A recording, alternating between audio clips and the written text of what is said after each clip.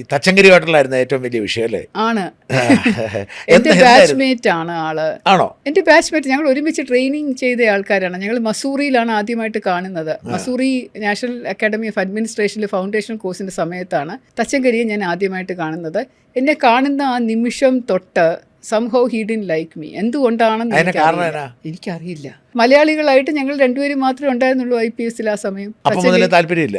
എനിക്കറിയില്ല എന്താ. അപ്പം ആദ്യത്തെ പ്രാവശ്യം കാണുന്ന സമയം തൊട്ട് he was targeting me in some way or the other. ഇങ്ങനെ ചെയ്യുന്ന ആൾക്കാരുണ്ട്, അറിയാലോ സമൂഹത്തിൽ. കാരണം വേണ്ടേ? എനിക്കറിയില്ല കാരണം എന്താണ്. ഞാൻ പലവട്ടം ചോദിച്ചിട്ടുണ്ട്, എനിക്കറിയില്ല കാരണം എന്താണ്, ഇപ്പോഴും അറിയില്ല. പിന്നെ ഈ സർവീസിൽ ഉടനീളം അദ്ദേഹത്തിന് ഉടനീളം കഥകൾ സ്പ്രെഡ് ചെയ്യുക, അതൊക്കെ ഞാൻ വിട്ടുകളഞ്ഞതാണ്. ഞാൻ ഇപ്പോൾ സ്പിരിച്വലായ ശേഷം ഞാൻ ഐ ടോട്ടലി ഫോർഗേവ് ഹിം. കാരണം പൊട്ടിത്തെറിച്ചിരുന്നല്ലോ, ഒരുപാട് പൊട്ടിത്തെറികൾ ഉണ്ടായിട്ടുണ്ട്, ഒരുപാട്. കാരണം ഞാൻ പ്രതികരിക്കാൻ പോകുമ്പോഴേക്കും അത് ഒരുപാട് വഷളാവാറുണ്ടായിരുന്നു.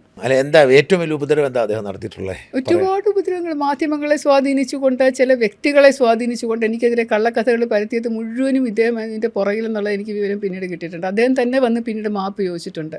പല വട്ടം എൻ്റെ അടുത്ത് വന്ന് കാലി വീണ് മാപ്പ് ചോദിച്ചിട്ടുണ്ട്. അത് വലിയ കേസൊക്കെ ആയി കഴിയുമ്പോൾ ഓരോ കാര്യവും ചീറ്റി പോകുമ്പോൾ അദ്ദേഹത്തിന് തന്നെ നാണക്കേടായി ഭവിക്കുന്ന ഒരു ഘട്ടത്തിലാണ് വന്ന് മാപ്പ് പറയുന്നത്.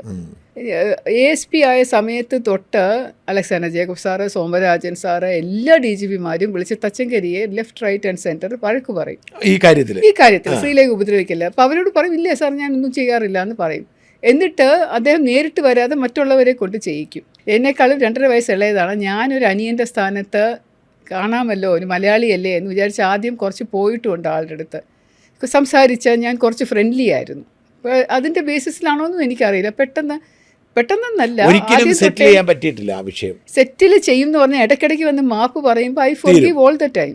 അത് കഴിഞ്ഞിട്ട് ഞങ്ങൾ ഫ്രണ്ട്സായിട്ട് തുടരും കുറച്ച് സമയം.